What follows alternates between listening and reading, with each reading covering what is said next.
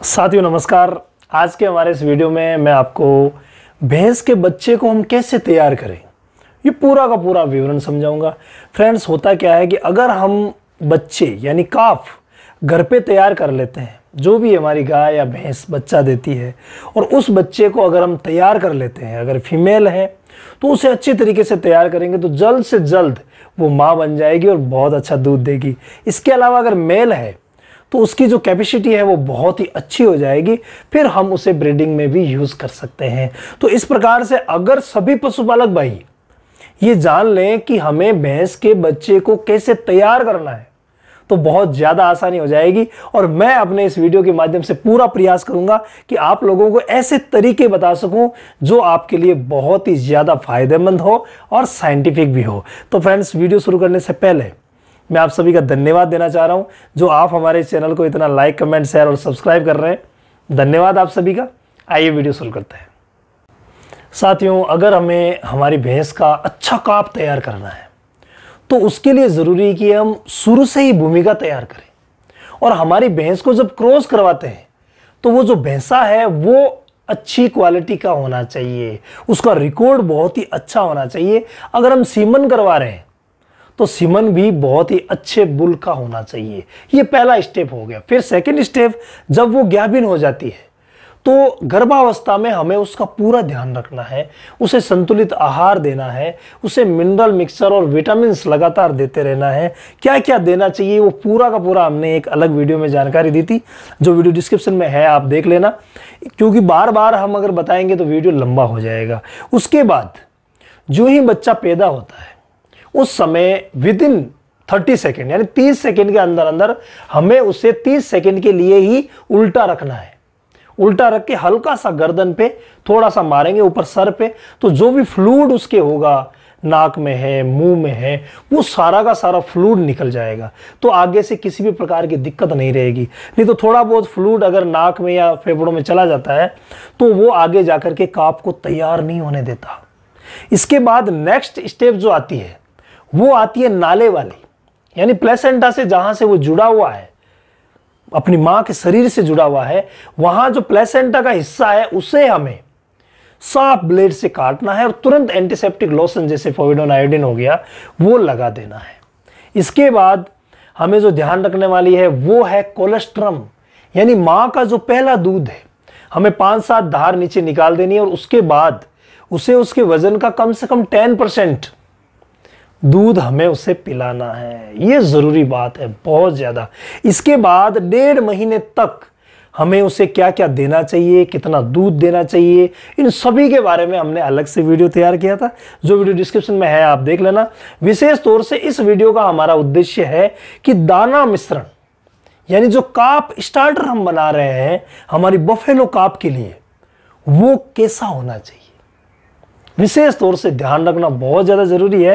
तो उसी के पूरे विवरण को हम आज आपको बताने जा रहे हैं। पहला जो घटक है वो है फ्रेंड्स खल। खली आप कोई सी भी काम में ले सकते हैं। आप मूंगफली की खली काम में ले सकते हैं, आप सरसों की खली काम में ले सकते हैं, बिनोला की खली काम में ले सकते हैं, तिल की खली काम में ले सकते हैं।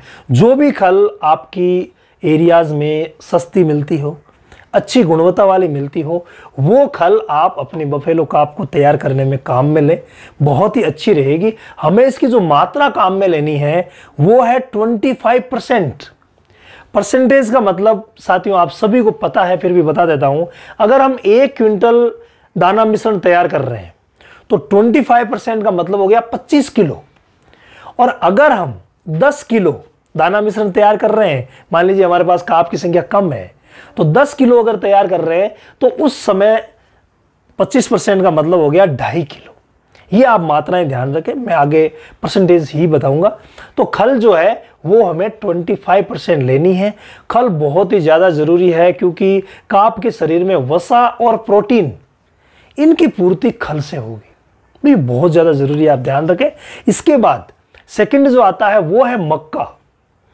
साथियों, मक्का बहुत ही ज़्यादा ज़रूरी है। इसमें देखिए मैग्नीशियम इसमें होता है, आयरन इसमें होता है, और मेन होता है कार्बोहाइड्रेट, जो बहुत ही ज़्यादा ज़रूरी है बच्चे के विकास के लिए।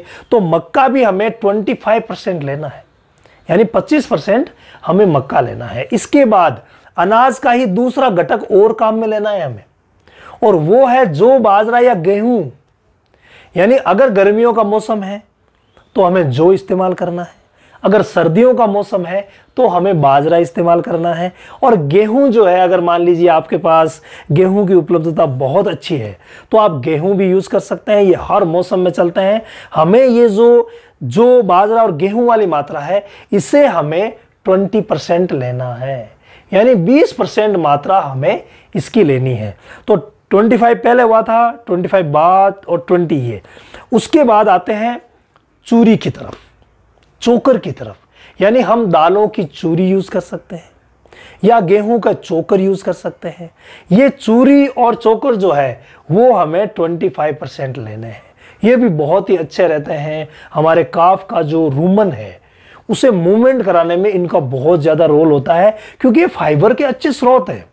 तो आप इनको भी ना टालें, ऐड करने बहुत ज़्यादा ज़रूरी है। कई जगह अभी भी कई पशुपालक भाई जो है वो चूरी या चोकर यूज़ नहीं करते हैं, तो प्लीज़ आप यूज़ करें। इसके बाद अगला जो घटक आता है वो है दालें।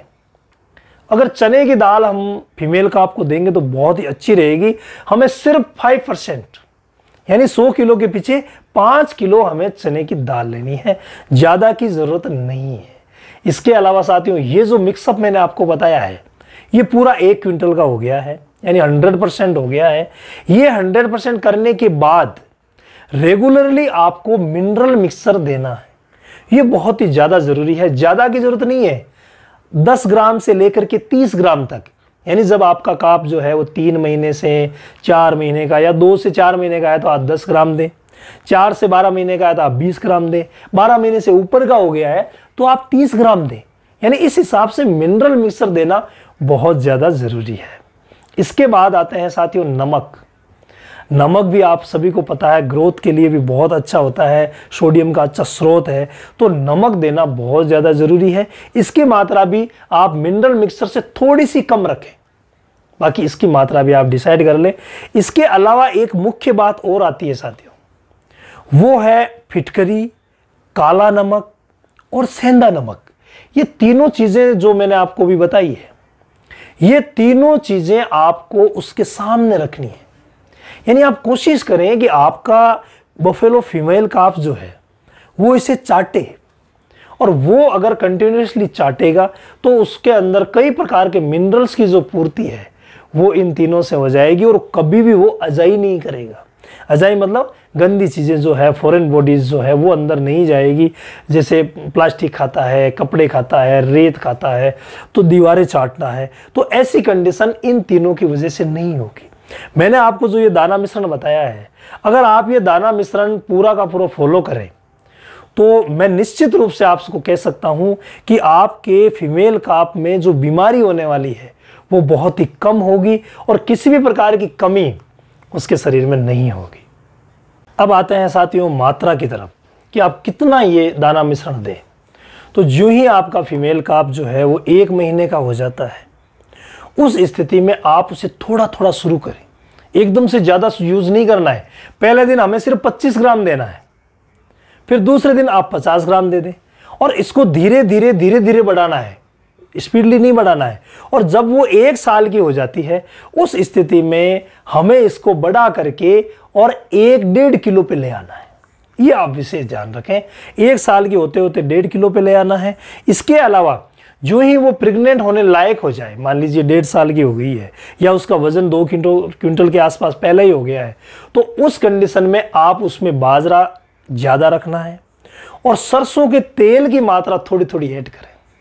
ये बहुत ही अच्छी रहती है। अगर मान लीजिए सर्दियों का मौसम है तो आप तिल का तेल, यानी जो तिल्ली का तेल आता है वो यूज़ करें, बहुत बेटर रहेगा। और 50-50 ml, ज़्यादा की ज़रूरत नहीं है, 50-50 ml आप लगातार देते रहें, तो उससे क्या है कि जो हीट की प्रक्रिया है वो भी बहुत जल्दी तैयार हो जाएगी, और आपकी जो फीमेल काफ है जल्दी ही हीट में आएगी, प्रेग्नेंट हो जाएगी, और जल्द ही एक अच्छा अपनी तरह बच्चा देगी और अच्छा दूध देगी। आप गाय भैंस का इलाज प्रैक्टिकली देखना चाहते हैं तो आपको ये जो लोगो दिख रहा है वेट्स क्लब इन हिंदी, इसमें आप विजिट करें और सब्सक्राइब कर लें। और बकरियों के लिए चैनल है बकरी का इलाज और देखभाल, इसे भी आप विजिट करके सब्सक्राइब